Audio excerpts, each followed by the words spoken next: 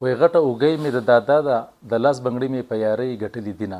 نو دا اوګۍ ده چې تقریبا اوسني زرګران به دا پېژني نو چې یاره دا کله رخ شوي ده، خو کم سے کم د دې تاریخ چې دی نو د دې 350 سال 400 سال پخوانی دی. زموږ سره اوګۍ ورته ویلی شي چې پخوا به د زنانو په غاړه کې اچولې، چې په هغې کې به د هر اوس خو ضلې شوې لکه ضلع بنیر، شانګله، سوات، د هر ځای به خپل یو د هر ځای رواج و، خو ډیزاینینګ به د هر ځای مختلف و.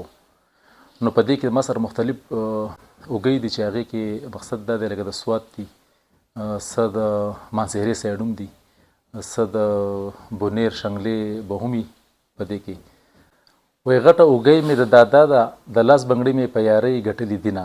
نو دا اوګۍ ده چې تقریبا اوسني زرګران به دا پېژني نو چې یاره دا کله رخ شوي ده، خو کم سے کم د دې تاریخ چې دی نو د دې 350 سال 400 سال پخوانی دی، چې مخکې به اول دې سټایل کې جوړېدی دا اوګۍ، او د دې نه بعد چې دی نو بیا کم سټایل به دا هم تقریبا د هغه سټایل دی، خو د وخت سره سره دې ډیزاینینګ او سټایل چینج کېږي.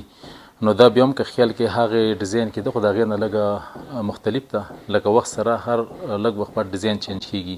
د دې سره سره بیا د وخت سره ډیزاین چینج شو، تقریبا 100 سال یا 150 سال بعد نو دې ډیزاین کې دا بیا به تیارېدی. هغه ډیزاین چې دی هغه ډېر زوړ شو، هغه کاریګر ختم شو، بیا د هغو بچي او کوم چې نوي دې فیلډ ته رالو نو هغو بیا ځان ته اسانتیا پیدا کوله، نو دا ډیزاین کې بیا هغو دا کړي دي اوګۍ. او د وخت سره خلک ځان ته اسانتیا پیدا کوي چې او مخکې به خلکو به یو کسب یو کاروباري، اوس ورو ورو هغه کسب چې دی کاروبار ته کنورټ شو. کسب کاروبار کې دا فرق دی چې کسب خلک د زړه نه کوي، هغې کې خپل هنر ښیي، خپل قابلیت ښیي، صحیح شوه. او بل اوس چې دی نو کاروبار ته خبره لاړه، اوس خلک پیسو ضرورت شو، خلک پیسې ګټي، د پیسې دپاره کاروبار کوي. د پیسې او کاروبار او کسب کې ډېر زیات فرق دی. نو دې خلکو چې کوم محنت کړی دی لکه اوس دا اوګۍ ده دا تقریبا 100-150 سال بیا دا ډیزاین چلېدل دی، چې په دې کې دا کم وزن دی، کم سے کم د دې 30 تولې وزن دی، په دې کې 40-50 تولې هم شته زیات وزن. خپل رینج ته به خلک کتو، هغه ډیزاین کوي، مقصد هغې مطابق به هغه وزن کې جوړولي. نو کم سے کم 150 سال دا ډیزاین چلېدلی. دې نه بعد بیا اخري ډیزاین نور راغلی نه، بلکې اوګۍ د دې نه پس بیا دې استعمال ختم شو.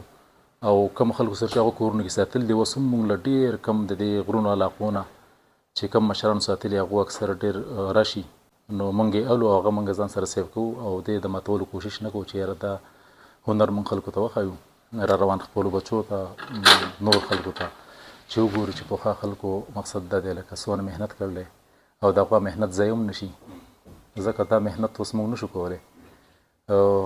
ښه مشینریان راوتې دي، ښه سیسټمونه راوتې دي، هغو چې په ګوتو کم کار کړی دی نو زما یقین نه کېږي چې دا په هغې مشینانو باندې هم دا ټایپ کار نشي کولی.